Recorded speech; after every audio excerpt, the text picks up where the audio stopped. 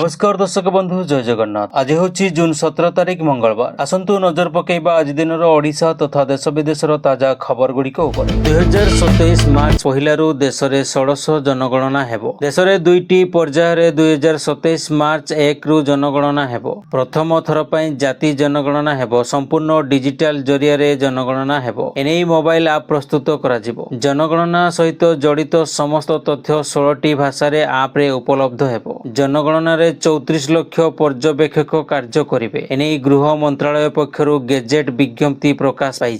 जारी होइथिबा अधिसूचना अनुसार देश में दुईटी फेज रे 2027 मार्च रु जनगणना हेबो। तुषारपात हेउथिबा राज्य केन्द्र शासित अंचल में आगुआ जनगणना हेबो। लद्दाख, जम्मू काश्मीर, हिमाचल प्रदेश और उत्तराखंड में 2026 अक्टोबर 1 रु जनगणना हेबो। यापर बड़का राज्य में 2027 मार्च 1 रु आरंभ हेबो। 2027 मार्च 1 सुधा समस्त प्रक्रिया शेष हेबो। जनगणना सह जाति जनगणना हेबो। जनगणना पाई पाखापाखि 21 मास लागिबो। केंद्र स्वराष्ट्र मंत्री तथा समवाय मंत्री अमित शाह नुआदिल्ली रे देश में हेबाकु थिबा जातिगत जनगणना उपर एक उच्चस्तरीय बैठक रे समीक्षा करथिले। यापर गतकाली गेजेट विज्ञप्ति जारी होईछि। परवर्ती खबर आहरी 3 दिन राज्य में लागि रहइबो वर्षा। एनै सूचना दैछन्ती पाणीपाग विभाग। 16 रु 20 जून 2025 मध्य ओडिशार विभिन्न जिल्ला रे प्रबल रु अति प्रबल वर्षा हेबा नै वज्रपात सहित झड़ वर्षार संभावना मध्य रहिछि। उत्तर पश्चिम बंगोपसागर उपरे घूर्णिबलय सक्रिय रहिछि एवं वर्तमान समुद्र पतन ठारू 5.8 किलोमीटर उच्चतार दक्षिण पश्चिम आड़क ढोली रही। 17 जून पर ऑरेंज अलर्ट मध्य जारी होईछि। ओडिशार मयूरभंज, केन्दुझर और सुंदरगढ़ जिले में गोटे किंबा दुईटी स्थान में बिजुली घड़घड़ी सह प्रबल अति प्रबल वर्षा और झटका पवन बेग 30 रु 40 किलोमीटर प्रति घंटा होबार संभावना रही। परवर्ती खबर सोमवार ओडिशा कृषि और वैषयिक विश्वविद्यालय OUAT रो कृषि शिक्षा सदन में आयोजित नियुक्ति मेला रे 964 जन को नियुक्ति पत्र बांटिले मुख्यमंत्री मोहन चरण माझी। एही अवसर में से कहिसेंती जे प्रथम वर्ष पूर्ति परे द्वितीय वर्षर यह प्रथम नियुक्ति मेला। आम सरकार रो 10म नियुक्ति मेला। राज्य में 4 लाख रु अधिक चाकरी अछि। यह ओडिशा जनसंख्यार मात्र 2%। अन्य माने बेसरकारी स्तर में चाकरी नचेत व्यवसाय करुछंती। सरकारी चाकरीर श्रेय केवल राज्य सरकार संभव होईछि। 2036 रे समृद्ध ओडिशा हेबो। 100 वर्ष पालन कराजिबो। आम पाखरे अनेक स्वप्न और मिशन अछि। 2036 पई 36 संकल्प रही। सरकारी चाकरी बयस सीमा 32 रु 42 करा जायछि। मुख्यमंत्री पुणी कहिसेंती जे सरकार देइथिबा प्रतिश्रुति मुताबक खाली थिबा 1.5 लाख पदवी पूरण करी चलीछंती। एबे सुधा 27,340 जन को नियुक्ति दिया सरिलाणी। जदि बेसरकारी स्तर में देखा जिवो तेबे 45,000 नियुक्ति दिया जायछि। गोटे वर्ष रे उभय सरकारी और बेसरकारी भाव में 73,346 नियुक्ति दिया जायछि। सेपटे चाकरीर गोटे दिन थिले भी दुर्नीति कले क्षमा दिया जीवनी। पीएन ठू आईएएस जाए जी दुर्नीति कले धरा पड़िबो। आगामी दिन में वर्क पासबुक रहिबो। जी ठकिबो धरा पड़िबो बोली मुख्यमंत्री कहिसेंती। परवर्ती खबर शिक्षा क्षेत्र में अर्थ बाधक न साजु एथिपाई आंध्र प्रदेश सरकार एक बड़ पदक्षेप नेइछंती। निर्वाचन प्रतिश्रुति पूरण निमित्त आंध्र प्रदेश रो टीडीपी नेतृत्वाधीन एनडीए सरकार तालिकी बंधनम योजना आरंभ करिसेंती। एही योजना रे योग्य परिवार को प्रति स्कूल पिलांको पई वार्षिक 15,000 टंका लेखाएं प्रदान कराजिबो। परिवार रे पिला संख्या निर्विशेष रे एही योजना प्रथम श्रेणी रु युक्त 2 पर्यंत लागू हेबो। 2024 निर्वाचन समय रे टीडीपी मुख्य एन चंद्रबाबू नायडू आंध्र जनता को सुपर 6 कल्याण प्रस्तुति देइथिले। एही तालिकी बंधनम योजना एहार एक अंश। सरकारी निर्देश अनुଯାयी एही योजना सीधा सड़क आर्थिक सहायता माध्यम रे मां एवं अभिभावक माननकु सशक्त करिवो। एनेई सरकारी सचिव कोना शशिधर कहिसंती जे सरकार तालिकी बंधनम योजना कार्यकारी करिया पई निर्देशावली जारी करिसेंती। जहा राज्य सारा मां और अभिभावक सशक्त करिया पई एक प्रमुख पदक्षेप। तेबे स्कूल भित्तिभूमि परिमल एवं परिमल व्यवस्था रे उन्नति पई 15,000 टंका सहायता रु 2,000 टंका काटी नियाजिवो बोली से सूचना दैछंती। राज्य सरकार 12 जून रु 5 जुलाई 2025 मध्य टंका प्रदान एवं कार्यान्वयर अवधि धार्य करिसेंती। ପରବର୍ତ୍ତୀ ଖବର ଯାଜପୁର ସମେତ କେନ୍ଦୁଝର ଢେଙ୍କାନାଳ କଟକ ଜିଲ୍ଲାର ବିଭିନ୍ନ ସ୍ଥାନରେ ଏବେ ଡାଇରିଆ ବ୍ୟାପିଛି। ଯାଜପୁର ଜିଲ୍ଲାର କିଛି ସ୍ଥାନରେ ହଇଜା ସଂକ୍ରମଣ ବ୍ୟାପିଥିବା ମଧ୍ୟ ଚର୍ଚ୍ଚା ହେଉଛି। ଏହାକୁ ଦୃଷ୍ଟିରେ ରଖି ଯାଜପୁର ଜିଲ୍ଲା ବରୀରେ 2 ସପ୍ତାହ ପାଇଁ ସମସ୍ତ ହୋଟେଲ ଢାବା ତେଜରାତି ଓ ମିଠା ଦୋକାନ ବନ୍ଦ ରହିବ। ହଇଜା ସଂକ୍ରମଣକୁ ଦୃଷ୍ଟିରେ ରଖି ତହସିଲଦାରଙ୍କ କାର୍ଯ୍ୟାଳୟ ପକ୍ଷରୁ ଏହି ନିର୍ଦ୍ଦେଶ ହୋଇଛି। ପ୍ରଶାସନ ତରଫରୁ କୁହାଯାଇଛି ଯେ ଫାଷ୍ଟଫୁଡ ଚାଟ୍ ଗୁପଚୁପ ଦୋକାନ ମଧ୍ୟ ଖୋଲାଯାଇ ପାରିବ ନାହିଁ। ସେହିପରି ଆଇସ୍କ୍ରିମ ଏବଂ ପାଣି ପାଉଚ୍ କାରଖାନା ସହ ମାଛ ଚିକେନ ଦୋକାନ ବନ୍ଦ ରହିବ। ବିନା ଅନୁମତିରେ କୌଣସି ଦୋକାନ ଖୋଲିଲେ ସମ୍ପୃକ୍ତ ଦୋକାନୀଙ୍କ ବିରୋଧରେ ଆଇନ ଅନୁଯାୟୀ କାର୍ଯ୍ୟାନୁଷ୍ଠାନ ନିଆଯିବ। ପ୍ରଶାସନ ପକ୍ଷରୁ ବିବାହ ବ୍ରତଘର ଜନ୍ମଦିନ ତଥା ସମୂହ ଭୋଜିକୁ ବର୍ଜନ କରିବାକୁ ଅନୁରୋଧ କରାଯାଇଛି। ପରବର୍ତ୍ତୀ ଖବର ରାଜ୍ୟରେ ଜୁନ୍ 20 ତାରିଖରୁ ସ୍କୁଲ ଖୋଲିବ। ଜୁନ୍ 18 ତାରିଖ ବଦଳରେ ସ୍କୁଲ ଖୋଲିବାକୁ ବିଦ୍ୟାଳୟ ଏବଂ ଗଣଶିକ୍ଷା ବିଭାଗ ପକ୍ଷରୁ ନିର୍ଦ୍ଦେଶ ଦିଆଯାଇଛି। ଏନେଇ ସମସ୍ତ ଜିଲ୍ଲା ଶିକ୍ଷା ଅଧିକାରୀଙ୍କୁ ଚିଠି କରାଯାଇଛି। ଗ୍ରୀଷ୍ମ ପ୍ରବାହକୁ ଦୃଷ୍ଟିରେ ରଖି ଗତ ଏପ୍ରିଲ 23 ତାରିଖରୁ ରାଜ୍ୟର ସମସ୍ତ ସରକାରୀ ଏବଂ ବେସରକାରୀ ସ୍କୁଲ ଛୁଟି ହୋଇଥିଲା। ସ୍କୁଲ ଖୋଲିବାର ପ୍ରଥମ ଦିନରୁ ପିଲାଙ୍କୁ ମଧ୍ୟାହ୍ନ ଭୋଜନ ଦେବାକୁ ନିର୍ଦ୍ଦେଶ ଦିଆଯାଇଛି। ଗଚ୍ଛିତ ଥିବା ମଧ୍ୟାହ୍ନ ଭୋଜନ ସାମଗ୍ରୀର ମାନ ଯାଞ୍ଚ କରିବାକୁ ନିର୍ଦ୍ଦେଶ ଦିଆଯାଇଛି। ସ୍କୁଲର ପ୍ରଧାନ ଶିକ୍ଷକଙ୍କ ଉପସ୍ଥିତିରେ ସିଆରସିସି ଏବଂ ବିଓ ଭୋଜନ ସାମଗ୍ରୀର ମାନ ଯାଞ୍ଚ କରିବେ। ମଧ୍ୟାହ୍ନ ଭୋଜନ ରନ୍ଧା ହେଉଥିବା ସ୍ଥାନକୁ ପରିଷ୍କାର ପରିଚ୍ଛନ୍ନ ରଖିବାକୁ ନିର୍ଦ୍ଦେଶ ରହିଛି।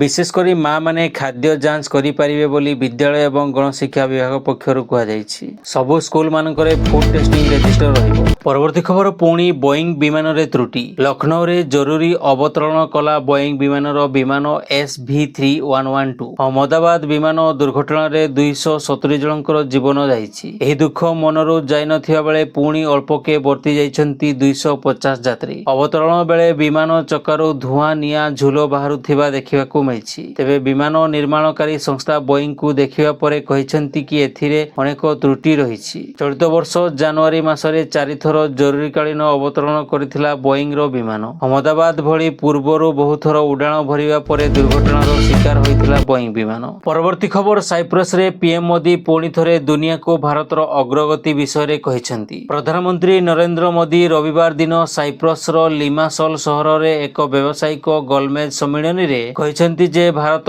ଖୁବ୍ ଶୀଘ୍ର ବିଶ୍ୱର ତୃତୀୟ ଅର୍ଥବ୍ୟବସ୍ଥା ହେବା ଦିଗରେ ଗତି କରୁଛି। ଏହି ସମ୍ମିଳନୀ ସାଇପ୍ରସର ରାଷ୍ଟ୍ରପତି ନିକୋସ କ୍ରିଷ୍ଟୋଡିଲାଇଡର୍ସଙ୍କ ଉପସ୍ଥିତିରେ ଆୟୋଜିତ କରାଯାଇଥିଲା। ଏହି ସମୟରେ ସାଇପ୍ରସର ରାଷ୍ଟ୍ରପତି ନିକୋସ ପ୍ରଧାନମନ୍ତ୍ରୀ ନରେନ୍ଦ୍ର ମୋଦିଙ୍କୁ ସାଇପ୍ରସର ସର୍ବୋଚ୍ଚ ସମ୍ମାନ grand cross of the order Makarios 333ରେ ସମ୍ମାନିତ କରିଛନ୍ତି। ପ୍ରଧାନମନ୍ତ୍ରୀ ନରେନ୍ଦ୍ର ମୋଦିଙ୍କୁ 2014ରୁ ଏପର୍ଯ୍ୟନ୍ତ 23 ଦେଶରେ ସର୍ବୋଚ୍ଚ ଅନ୍ତର୍ଜାତୀୟ ସମ୍ମାନ ମିଳିସାରିଛି। ଏହି ସମ୍ମାନ ତାଙ୍କର କୁଶଳ ନେତୃତ୍ୱ, ବିଶ୍ୱ କୂଟନୀତି ଏବଂ ଅନ୍ତର୍ଜାତୀୟ ସହଯୋଗରେ ଯୋଗଦାନକୁ ଦର୍ଶାଯାଇଥାଏ। ଏହି ସମ୍ମାନ ଭାରତର ବିଶ୍ୱ ପ୍ରତିଷ୍ଠା ଏବଂ ପ୍ରଧାନମନ୍ତ୍ରୀ ମୋଦିଙ୍କ ପ୍ରଭାବଶାଳୀ ବୈଦେଶିକ ନୀତିର ପ୍ରମାଣ ମଧ୍ୟ। ପରବର୍ତ୍ତୀ ଖବର ଦିନିକିଆ ଓଡ଼ିଶା ଗସ୍ତରେ ଆସୁଛନ୍ତି ପ୍ରଧାନମନ୍ତ୍ରୀ ନରେନ୍ଦ୍ର ମୋଦି। ରାଜ୍ୟରେ ବିଜେପି ସରକାରକୁ 1 ବର୍ଷ ପୂର୍ତ୍ତି ହୋଇଛି। ଏଥିପାଇଁ ଭୁବନେଶ୍ୱର ଜନତା ମଇଦାନରେ ଆୟୋଜନ ହେବ ସ୍ୱତନ୍ତ୍ର କାର୍ଯ୍ୟକ୍ରମ। ଏହି କାର୍ଯ୍ୟକ୍ରମରେ ଯୋଗ ଦେବେ ପ୍ରଧାନମନ୍ତ୍ରୀ। ଏଥିପାଇଁ ବିଧିବଦ୍ଧ ଭାବରେ ପ୍ରଧାନମନ୍ତ୍ରୀଙ୍କ କାର୍ଯ୍ୟାଳୟ ପକ୍ଷରୁ ମୋଦିଙ୍କ ଓଡ଼ିଶା ଗସ୍ତ କାର୍ଯ୍ୟସୂଚୀ ପ୍ରକାଶ ପାଇଛି। ଆସନ୍ତା ଶୁକ୍ରବାର ଉତ୍ତରପ୍ରଦେଶର କୁଶିନଗରରୁ ବାହାରି ଅପରାହ୍ନ 3:45ରେ ଭୁବନେଶ୍ୱର ଏୟାରପୋର୍ଟରେ ପହଞ୍ଚିବେ ନରେନ୍ଦ୍ର ମୋଦି। ଭୁବନେଶ୍ୱରରେ ପହଞ୍ଚିବା ପରେ 3:45ରେ ଏୟାରପୋର୍ଟରୁ ଜନତା ମଇଦାନ ଅଭିମୁଖେ ଏକ ଶୋଭାଯାତ୍ରାରେ ବାହାରିବେ ପ୍ରଧାନମନ୍ତ୍ରୀ। 4:15 ସୁଦ୍ଧା ରାଜ୍ୟ ସରକାରଙ୍କ ସ୍ୱତନ୍ତ୍ର କାର୍ଯ୍ୟକ୍ରମରେ ଯୋଗ ଦେବେ ପ୍ରଧାନମନ୍ତ୍ରୀ ନରେନ୍ଦ୍ର ମୋଦି। 4:15ରୁ 5:30 ପର୍ଯ୍ୟନ୍ତ ଏହି କାର୍ଯ୍ୟକ୍ରମରେ ଉପସ୍ଥିତ ରହିବା ସହ ସରକାରଙ୍କ ଉପଲବ୍ଧି ବିଷୟରେ ପୁଙ୍ଖାନୁପୁଙ୍ଖ ଆଲୋଚନା କରିବେ। ଏହାପରେ 5:35 ସୁଦ୍ଧା ପ୍ରଧାନମନ୍ତ୍ରୀଙ୍କ କାରକେଡ୍ ଭୁବନେଶ୍ୱର ଅଭିମୁଖେ ବାହାରିବ। 5:45 ସୁଦ୍ଧା ଭୁବନେଶ୍ୱର ଏୟାରପୋର୍ଟରେ ପହଞ୍ଚିବେ ମୋଦି। 5:50ରେ ବିଶାଖାପଟ୍ଟନମ ପାଇଁ ଉଡ଼ାଣ ଭରିବେ ପ୍ରଧାନମନ୍ତ୍ରୀ ନରେନ୍ଦ୍ର ମୋଦି। ଗତ ଜୁନ୍ 12 ତାରିଖରେ ରାଜ୍ୟରେ 1 ବର୍ଷ ପୂରଣ କରିଛି ବିଜେପି ସରକାର। ପରବର୍ତ୍ତୀ ଖବର ଏବେ ଚାଷୀମାନେ 20ତମ କିସ୍ତିର ଅପେକ୍ଷାରେ ଅଛନ୍ତି। ଏକ ରିପୋର୍ଟ ଅନୁସାରେ 20 ଜୁନ୍ 2025 ସୁଦ୍ଧା ଏହି କିସ୍ତି ଚାଷୀଙ୍କ ଆକାଉଣ୍ଟକୁ ଆସିପାରେ। ତେବେ ସରକାରଙ୍କ ପକ୍ଷରୁ ଏନେଇ ପର୍ଯ୍ୟନ୍ତ କୌଣସି ଆନୁଷ୍ଠାନିକ ଘୋଷଣା କରାଯାଇ ନାହିଁ। ଚାଷୀଙ୍କ ପାଇଁ ପ୍ରଧାନମନ୍ତ୍ରୀ କିଷାନ ସମ୍ମାନ ନିଧି ଯୋଜନା ଅଧୀନରେ ପ୍ରତିବର୍ଷ 6,000 ଟଙ୍କା ଆର୍ଥିକ ସହାୟତା ଦିଆଯାଉଛି। ଯାହା 3ଟି କିସ୍ତିରେ 2,000 ଟଙ୍କା ଲେଖାଏଁ ସମାନ କିସ୍ତିରେ ସିଧାସଳଖ ସେମାନଙ୍କ ବ୍ୟାଙ୍କ ଆକାଉଣ୍ଟକୁ ପଠାଯାଏ। ଏପର୍ଯ୍ୟନ୍ତ ସରକାର 19ଟି କିସ୍ତି ଜାରି କରିଛନ୍ତି, ଯାହାର ଶେଷ କିସ୍ତି ଫେବୃଆରୀ 2025 ରେ ଚାଷୀଙ୍କ ଆକାଉଣ୍ଟକୁ ଯାଇଛି।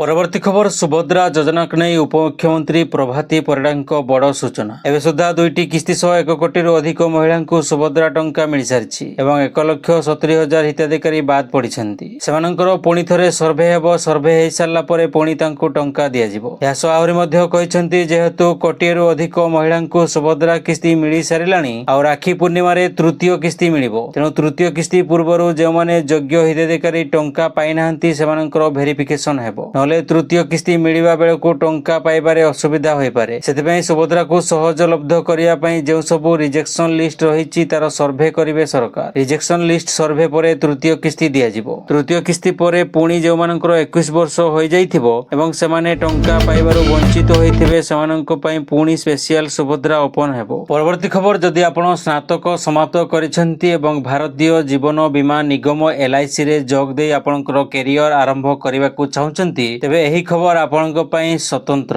LIC ହାଉସିଂ ଫାଇନାନ୍ସ ଲିମିଟେଡ୍ ଶିକ୍ଷାର୍ଥୀଙ୍କ ବମ୍ଫର ପଦବୀରେ ନିଯୁକ୍ତି ପାଇଁ ଏକ ବିଜ୍ଞପ୍ତି ଜାରି କରିଛି। ଏହି ଶିକ୍ଷାର୍ଥୀ 1 ବର୍ଷ ପାଇଁ ହେବେ, ଯେଉଁଥିରେ ମନୋନୀତ ପ୍ରାର୍ଥୀମାନେ ପ୍ରତି ମାସରେ ଏକ ଭଲ ଷ୍ଟାଇପେଣ୍ଡ ପାଇବେ। ଏହି ନିଯୁକ୍ତି ଅଭିଯାନ ମାଧ୍ୟମରେ ପ୍ରତିଷ୍ଠାନରେ 250 ଶିକ୍ଷାର୍ଥୀ ପଦବୀରେ ନିଯୁକ୍ତି ଦିଆଯିବ। ପ୍ରାର୍ଥୀମାନଙ୍କୁ 3ଟି ପର୍ଯ୍ୟାୟରେ ଚୟନ କରାଯିବ: ଅନଲାଇନ ପ୍ରବେଶିକା ପରୀକ୍ଷା, ଡକୁମେଣ୍ଟ ଯାଞ୍ଚ ଏବଂ ତାପରେ ବ୍ୟକ୍ତିଗତ ସାକ୍ଷାତକାର। ପରବର୍ତ୍ତୀ ଖବର, ହୀରାକୁଦ ବୁଡ଼ି ଜମିରେ ଧାନ ଚାଷକୁ ନେଇ ସରକାରଙ୍କ ବଡ଼ ଘୋଷଣା। ଆଗାମୀ ବର୍ଷଠାରୁ ବୁଡ଼ି ଅଞ୍ଚଳର ଚାଷୀଙ୍କ ଠାରୁ ଧାନ କିଣିବାକୁ ମନା କରିଦେଇଛନ୍ତି ରାଜ୍ୟ ସରକାର, ଯାହାକୁ ନେଇ ଚାଷୀ ମହଲରେ ତୀବ୍ର ପ୍ରତିକ୍ରିୟା ପ୍ରକାଶ ପାଇଛି। ଚଳିତ ବର୍ଷ ରବି ଋତୁରେ ଝାରସୁଗୁଡ଼ା ଜିଲ୍ଲାର ଲଖନପୁର ବ୍ଲକର 796 ଜଣ ଚାଷୀଙ୍କ ଠାରୁ ଧାନ କିଣାଯିବ, ହେଲେ ଆଗକୁ ନୁହେଁ। ଏହାସହ ବୁଡ଼ି ଅଞ୍ଚଳରେ ହେଉଥିବା ଧାନ କିଣାଯିବ ନାହିଁ। ଖାଦ୍ୟ ଯୋଗାଣ ଓ ଖାଉଟି କଲ୍ୟାଣ ବିଭାଗ ପକ୍ଷରୁ ଏମିତି ଲେଖାଇଥିବା ଚିଠି ଝାରସୁଗୁଡ଼ା ଜିଲ୍ଲାପାଳଙ୍କ ନିକଟରୁ ଆସିବା ପରେ ଚାଷୀଙ୍କ ମହଲରେ ଅସନ୍ତୋଷ ପ୍ରକାଶ ପାଇଛି। ହୀରାକୁଦ ଜଳଭଣ୍ଡାର ବଳକା ଜମିରେ ଧାନ ଚାଷ କରି ଚଳନ୍ତି ବିସ୍ଥାପିତ ପରିବାର, ହେଲେ ଜମିର ମାଲିକାନା ଜଳସମ୍ପଦ ବିଭାଗ ଅଧୀନରେ ରହିଛି। ତେଣୁ ସରକାରୀ ମଣ୍ଡିରେ ଧାନ ବିକ୍ରି ପାଇଁ ପଞ୍ଜୀକରଣ କରିପାରୁନାହାନ୍ତି ଚାଷୀ। ତଥାପି ସରକାର ସେମାନଙ୍କ ଧାନ କିଣିଥାନ୍ତି, ହେଲେ ବର୍ତ୍ତମାନ ସରକାର ଆଗକୁ ସେ ଧାନ କିଣିବେ ନାହିଁ ବୋଲି କହିବା ପରେ ଅଡୁଆରେ ପଡ଼ିଛନ୍ତି ବୁଡ଼ି ଅଞ୍ଚଳର ଚାଷୀ। 2021ରୁ ବୁଡ଼ି ଅଞ୍ଚଳର ଚାଷ କରି ଆସୁଛନ୍ତି ଚାଷୀ। ସରକାରଙ୍କ ଏଭଳି ନିଷ୍ପତ୍ତିକୁ ଝାରସୁଗୁଡ଼ାର ବିଭିନ୍ନ ସଂଗଠନ ପକ୍ଷରୁ ବିରୋଧ କରାଯାଇଛି। ପରବର୍ତ୍ତୀ ଖବର, ଗଜପତି ମହାରାଜଙ୍କର ଭାତୃବିୟୋଗ। ଗଜପତି ମହାରାଜ ଦିବ୍ୟ ସିଂ ଦେବଙ୍କ ସାନ ଭାଇ ରଣାବର୍ଣ୍ଣ ଦେବଙ୍କ ପରଲୋକ ଘଟିଛି। ରବିବାର ରାତିରେ ପୁରୀର ଏକ ଘରୋଇ ହସ୍ପିଟାଲରେ ଚିକିତ୍ସାଧୀନ ଅବସ୍ଥାରେ ସେ ଶେଷ ନିଶ୍ୱାସ ତ୍ୟାଗ କରିଛନ୍ତି। ମୃତ୍ୟୁ ବେଳକୁ ତାଙ୍କୁ 76 ବର୍ଷ ବୟସ ହୋଇଥିଲା। ସେ ଦୀର୍ଘ ବର୍ଷ ହେବ ମାମୁଘର ନୀଳଗିରିରେ ରହି ଆସୁଥିଲେ। ରାଜକୀୟ ପରମ୍ପରା ଅନୁଯାୟୀ ରଣାବର୍ଣ୍ଣଙ୍କର ଶେଷକୃତ୍ୟ ସମ୍ପନ୍ନ କରାଯିବା ନେଇ ସୂଚନା ମିଳିଛି। ନୀଳଗିରି ଅଞ୍ଚଳରେ ଗଭୀର ଶୋକ ପ୍ରକାଶ ପାଇଛି। ଦର୍ଶକ ବନ୍ଧୁ, ଚ୍ୟାନେଲଟିକୁ ଯଦି ଏବେ ଯାଏ ସବସ୍କ୍ରାଇବ କରିନାହାନ୍ତି ତେବେ ସବସ୍କ୍ରାଇବ କରି ପାଖରେ ଥିବା ଅଲ୍ ବେଲ୍ ନୋଟିଫିକେସନ ଆଇକନଟିକୁ ଦବାଇ ଦିଅନ୍ତୁ, ଯାହାଫଳରେ ପ୍ରତ୍ୟେକ ଦିନ ସର୍ବପ୍ରଥମେ ଆପଣ ତାଜା ଖବରଗୁଡ଼ିକୁ ଜାଣିପାରିବେ। ଏବଂ ଭିଡ଼ିଓଟି ଆପଣ କେଉଁ ଜିଲ୍ଲାରୁ ଦେଖୁଛନ୍ତି କମେଣ୍ଟ